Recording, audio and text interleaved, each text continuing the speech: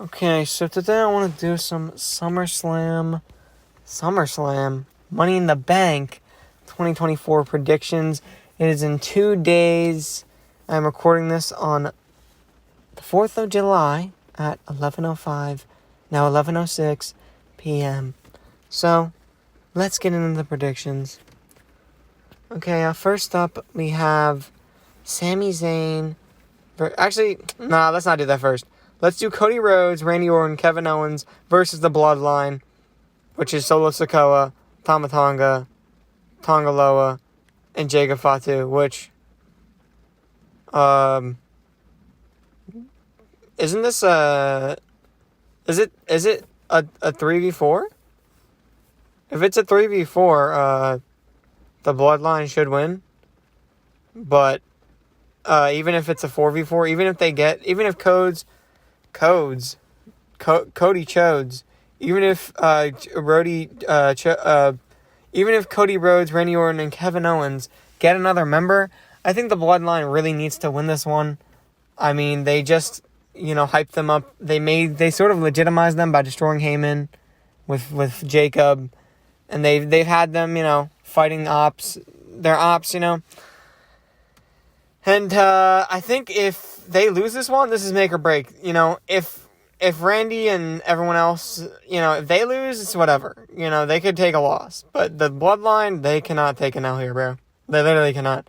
If they take an L here, they're buried. It's going to be like AOP at WrestleMania when they fought. I believe it was the Street Profits. It might have been LWO or maybe... I don't remember. But... yeah, like, AOP lost at Mania, and they're still buried to me. Like, they're still, like, trash, in my opinion. Like, they're still nothing. So, yeah, they really need this to make them actually seem like a legitimate faction and actually seem powerful. And it's like you have them who are actual tag members. They've actually worked together in a tag team before versus, you could argue Randy and Cody, but that was so long ago. And you could also argue Kevin Owens and Randy Orton, but also that's, they're kind of just thrown together.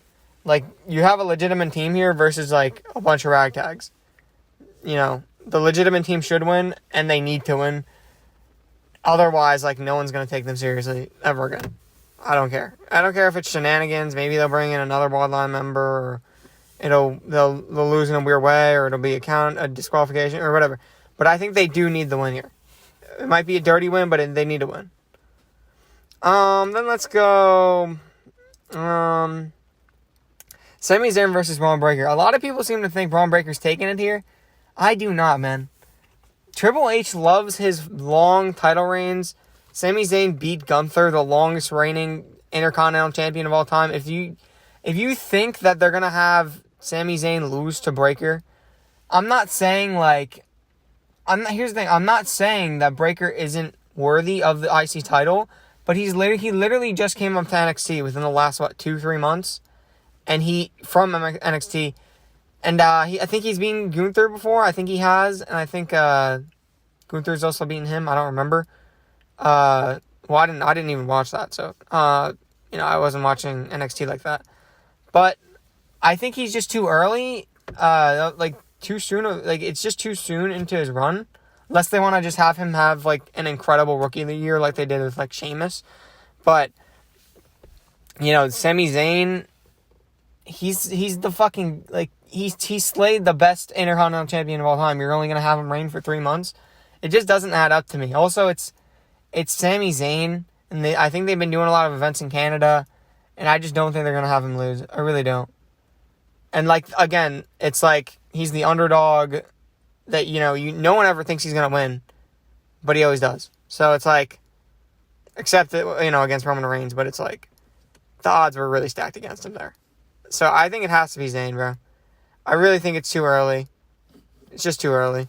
There's more they could do with Zayn. They could have Braun Breaker go into a rivalry with someone. Braun Breaker can come back to the IC title, or maybe he'll go up to the higher title. I don't know. I don't think he needs... Braun Breaker even needs it. I don't think either of them would lose too much from losing. I think they're both fine. I do think that some shenanigans could occur, which would protect Breaker, because I think they want to protect Breaker and they want to protect Sammy. So they'll probably have Sami Zayn win, but maybe it's from like a double count out, or maybe it's a DQ, or maybe it's he catches him off guard. I don't know. But the off guard thing, that's like a technical thing. It could be some shenanigans, but I do think Sami Zayn's gonna win either way. Now I'm gonna do the Damian Priest versus Seth Rollins one here, because the two Money in the Bank matches are really interesting, because you can kind of discuss everyone, like the possibility of everyone winning. So that's a lot of people. So I'm gonna go with the World Heavyweight Championship match, and this one's really interesting too. I'm gonna say like this. The reason why I'm doing predictions for this, and I've never done predictions before, is because, well, I want to do predictions. I want to make content on wrestling, but also, like, this is I would say the least predictable pay-per-view that we've had in a long time, or paid live event. So we have Damian Priest versus Seth Rollins. Seth Rollins, if he loses, he can never challenge Damian for the title again, as long as Damian's champion. If Damian Priest loses, he leaves the Judgment Day. Now, a lot of shit can happen right here, dude. There's so much shit that can go down. I'm gonna go Damian is gonna retain. Again, I think Triple H likes his long title reigns, and I do think it'll legitimize Damian Priest as a champion by beating Seth Rollins that is, I mean, in kayfabe 100%. Or maybe he's not 100%, but he's back. You know, he rested and now it's time. Is it going to look good on Seth? You know, first match back is Damian Priest and he loses. It's not going to look good, but it's like, does Seth really need that win? He doesn't need the win. He'll be fine. And it's like, it's not a big deal if he can't challenge again. Now, Damian loses. He has to leave the Judgment Day. That could be actually extremely detrimental to his career. Because, I mean, when I got back into WWE, it was 2 years ago, almost 2 years ago, November 2022. Now, last time I watched before that was like 2017. So, I took like a 5-year hiatus. Now, I've only known Damian Priest as in the Judgment Day, and I'm willing to bet a lot of people only know Damian Priest as in the Judgment Day. So, it's really a make or break. Unless they have something planned for him, I have no clue what they would do with Damian Priest in that sense. But I don't think they're going to do that yet. I do think it's going to come. What I think is going to happen is this. I've read. Well, let me talk about something else I read. I heard somebody read that they think Finn is going to turn on Damian. I don't think so. I think it's too early. I don't think they've built enough tension within the Judgment Day. Again, Triple H loves these long, slow burn storylines. That's what he likes. Fine. I like some of them, but I feel like every storyline with Triple H is like, it's a long, slow burn. So then, like, he has, like, one moment, like, every 1 or 2 moments, like, every show that actually, like, hit.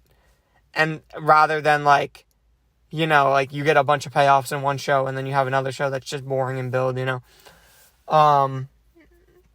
He always wants, like, at least, like, one big pop, like, one big moment. Which is good. I can appreciate that, but I do wish, like, some of the stories just went by way quicker. Because some of them is just like, bro, just give us the fucking payoff already, damn. So, yeah, I think it's too soon for Finn to turn on Damian, and it's too soon in Damian's title reign to make him lose. Unless you want to do the whole transitional champion route, and you want to do this. It could be interesting if you have something planned for Damian, but, like, what is he going to do with that Judgment Day? That's my question. Because I feel like he's a decent character with the Judgment Day, but I feel like he doesn't. He can't really hold his own, I feel like. I think he could. It's just like, I don't think people have a very strong feeling about Damian Priest. That's the big problem. Like, he's not super over, but he's not super not over. They're just like, not mad, but they're just like, especially because Damian is like in the reign, like he's in the realm of like, he's trying to be like a respectful champion, but he's also in a heel faction. So, and he's also like, he's never been a champion before. Like, this is the first time he's doing it. A lot of people aren't really big fans. I know a lot of people don't like Damian, but I think he's good in the ring, but I think he has to get better on the mic. But at the same time, I also think the way he is on the mic is kind of fitting, because that's sort of how they're building him. They're building him as like, no one believes in him, and he's nervous, and he's never done this. So like, it's kind of good for the story as well. But anyway, I think Damian is going to win because of Liv Morgan. I think Liv Morgan's going to come out. She's going to help him in some way, somehow. Maybe Seth Rollins actually beats him, goes for the pin, and then Liv Morgan's, like, distracting the ref or something. Or, like, then the ref gets knocked out, and Liv Morgan comes in as the ref, like CM Punk did, even though I don't think they should do that because they did that last pay-per-view. Or, I do think they should make Damian win because of Liv Morgan. And the thing is, again, it's like, what you're doing with Damian Priest is you're continuing to have this narrative of, like, yeah, he's been winning, but the problem is, like, all of these victories are tainted, but he still acts like he's like he's actually, like, a legitimate champion, not a paper champion. But not only that, it's like, he's going to be forced to acknowledge Liv Morgan. And, like, I think the storyline that they're going to go with is that Liv Morgan is going to infiltrate the Judgment Day, and she's just going to basically she's going to take Rhea's spot, pretty much. I don't think Rhea's going to come back for a while. She's going to take Rhea's spot, and slowly, like, everyone's going to love her, bro. Like, they're going to probably like her more than Rhea. And then she's just slowly going to start to, like, create rifts in the Judgment Day between, like, all the members. Especially if, like, there's, like, Dom.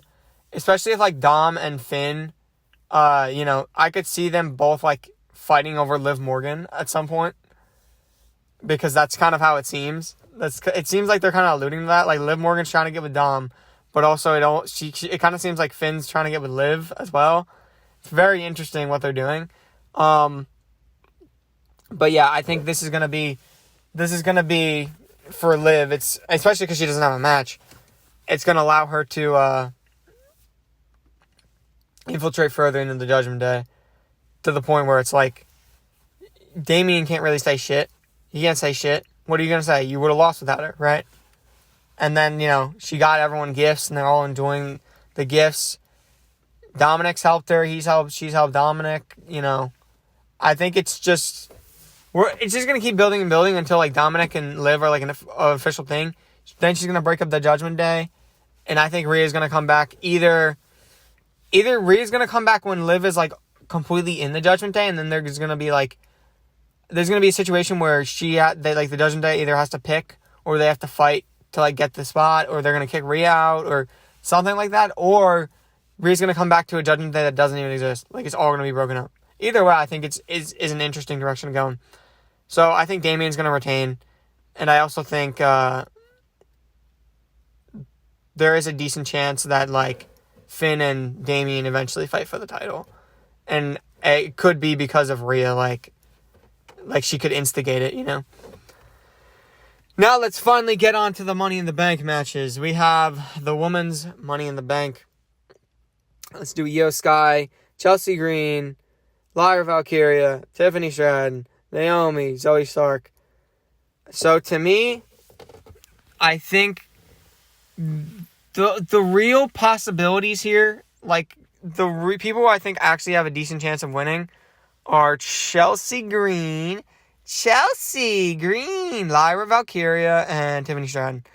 I think those are the three most likely to win, but I do think that Io has a chance. I think Zoe Stark has a small chance, and I think Naomi has almost no chance. So, Naomi, she really doesn't need this Money in the Bank. Naomi's self-made, kind of. She's good. There's nothing. Naomi's, like, already main event caliber. Like the way they've been presenting her in the women's division. So she really doesn't need this. She doesn't need, like, an excuse for a title match. But, Mr. I watched Santi's, by the way. He brought up a good point where it's like, since she's from DNA, but the thing is, like, she was originally from WWE and then she went to DNA and then she came back to WWE. So, you could make the argument that TNA is, if they give her the Money in the Bank, then it's like a message to, any of the women that want to come over from TNA that, like, oh, we'll put, trust in you, we'll help you out. We're not going to be DOA, right? So that's actually a good point. Then we have Zoe Stark, which the thing with Zoe Stark is, like, I don't think she's bad, but it's like, if she wins, is she really going to get a pop? I feel like not. Like, no, I don't think people dislike her, but I don't think people really like her either. She had that feud with Trish, which is actually pretty decent. and then it seemed like nothing else happened, and then she had the feud. She had the feud with Rhea, and then she got beat. Nothing much really happened. And, it just seems like it's just been, like, stop-start pushes with Zoe Stark. And that's fine, but she's never been, like... She's never been seen as, like, I would say, like, a low card, like, a low-tier talent. I feel like they've always presented her as pretty good. Same with Shayna Baszler as well. Like, even when they lose, it's like they still seem like they're formidable, But, like... I don't think they're going to give her the briefcase. I don't think she has enough hype. I think it would be interesting to see what they do, but it's like, I don't think people are really going to care if she wins. But, again, that could be a good reason to give her the briefcase. Then we have Io Sky. I don't think they're going to give her the briefcase. I think the main reasons that they would give her the briefcase is because she's already proven. She's proven to be a good Money in the Bank. And, if she wins the women's title on Raw, it's like, is anyone going to complain? She's honestly the best. I think she's the best women's wrestler. Maybe. I mean, in the WWE for sure. I don't really watch every other brand promotion. I'm not going to say, like, AEW has no good women's wrestlers. But, like, Io Sky is incredible. Like, she might be, like, I would say, like, from WWE, the best, like, performers, like, women's wrestlers, I would say are, like, Charlotte Flair, Io Sky, and Rhea Ripley. Like, those three are, like, the fucking... Dude, a triple threat between them would be mad. That would be amazing. But she's proven, and she would make history by winning Money in the Bank 2 times in a row as a woman, and it would be back-to-back. So, I don't know if... Actually, maybe Bayley won 2 times in a row. I don't remember. But I don't know. She'd definitely make history by winning back-to-back. Then, Lyra Valkyria... She's had a push. She was in the finals of the Queen of the Ring. They pushed her like crazy, coming in from NXT. It's kind of weird because some people come in from NXT and then they get a crazy push and they treat it like they're like right next to the title or like right up there for like the top 5 contenders for the title. Or top 3, I would say. And then other people, they come from NXT and it's like they're just trash. Or they don't do anything with them. So that's interesting. But I could see her winning. I like her a lot. I think she's really fun to watch. I like her entrance. I like her aura. She's good. I like her, but I don't think she's like super over or anything, So again, I don't think people are gonna like be really hyped. Now, these two are probably like the 2 most likely, Tiffany Stratton, and I think Chelsea Green should win it. I think she should win it. But Tiffany Stratton and Chelsea Green, they're kind of in the same vein of like the opportunist heel that is, Weasley and will take every advantage they could use.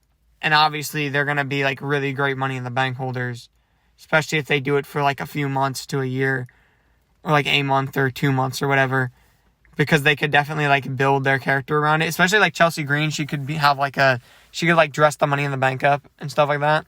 And Tiffany Stratton is definitely going to be like, she's a materialistic, like, Barbie type. So, yeah, they could, like, make that part of their character.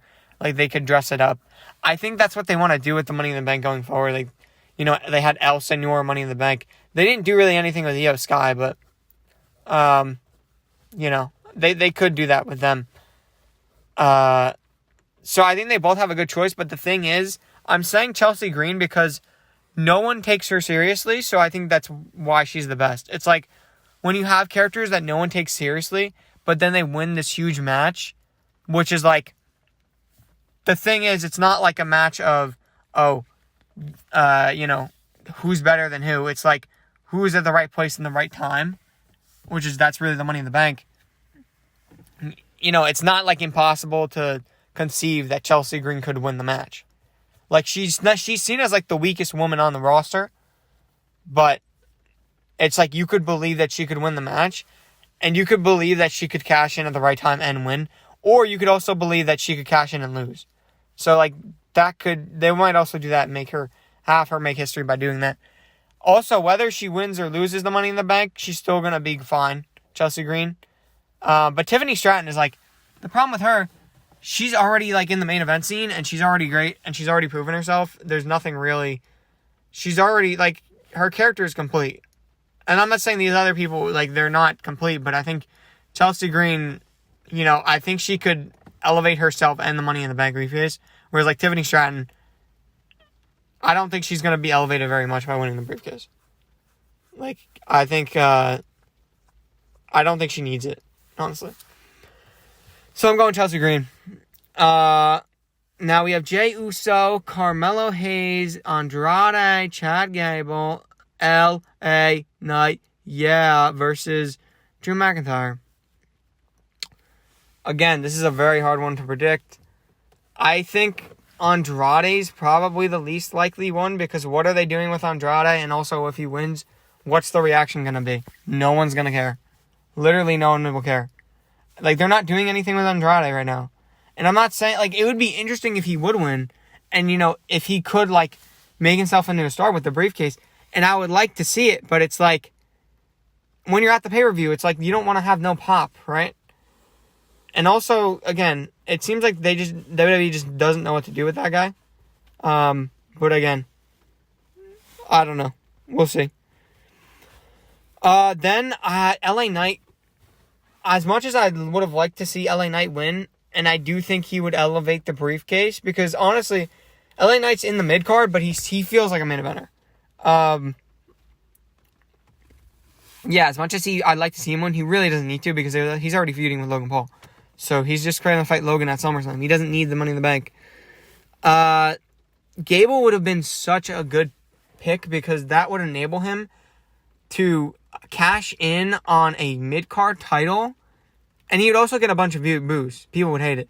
It would enable, and he would be perfect for the Money in the Bank, because he would, people would hate him, and he could cut promos with it, and he could always be flaunting it and whatnot. But it would enable him to finally get the Intercontinental Championship that he's been wanting by doing it in unfair conditions. And also, it would allow him to get that last match against Sami Zayn, which he wasn't able to get. So that would be sick. I would love to see that, but I think he's just going to do something with the Wyatt Six, more than likely. So, unfortunately, that's not going to be I don't think that's going to be the case. Then we have Jey Uso, Carmelo Hayes, and Drew McIntyre. Carmelo Hayes, they could kind of have him be basically SmackDown's Ron Raker, where they could have him like win a bunch and then be like Super Weasley and always be like flaunting the Money in the Bank. And I think it could be interesting. It would definitely work with his character, because he's like a lot smaller than a lot of other wrestlers. Like getting these cheap victories and whatnot. But again, I don't think Hayes is like super over or super like booed yet. So, and I do think the Money in the Bank briefcase would elevate him a lot more than he would elevate it. But, I definitely think, again, I think all these guys are a possibility, but I do think, I don't think it's going to be him. Drew McIntyre, Jey Uso, it could be Drew, but maybe CM Punk screws him, or Drew could win, but then he gets screwed by CM Punk when he cashes in, which would be good. But the thing is, Drew is just too good. He's too good. He's already in the title scene. He doesn't need the Money in the Bank briefcase for a match. He doesn't need it. I think you could just have Drew lose clean here. He doesn't need to lose to Punk or anything. It doesn't matter. Jey Uso is probably going to win it, because I'm pretty sure they're already advertising him. He's on the cover. It's like his thing. Like, come on. You're going to tell me he's not going to win? Aren't they already calling it Heat in the Bank? They're probably going to have that. Probably going to have a briefcase like that. They're probably going to market it and sell it on the WWE shop. It's probably going to be Jey Uso. And that's probably going to enable him. It ensures that he gets a title shot. But the thing is, I would much rather have Gable win. If I could pick, I'd want Gable of all these people. And then I guess, if not Gable, I guess Carmelo. But again, I don't think Carmelo would be like super hype. Everyone would be like happy. But yeah, I think Jey Uso is definitely going to win. But again, I think he's already main event caliber. He's had that match against Roman. He's had that match against Gunther. I think he had the Gunther match. He's had that Damian Priest match. Like, he's main event Jey Uso already. Like, he doesn't need it. Why are we giving this dude Money in the Bank? It's not. I don't think it's going to elevate him much. I think it's just going to, I guess the only good thing is that it would guarantee him a title match and that he will be champion at some point. which is good for WWE because it's like whenever they want to put it on him, they can. You know, where it's like, oh, we have an automatic like babyface great champion already. So I think there's a good possibility that they go Jey Uso. And I think that's like the most likely scenario. But I'd definitely prefer Gable.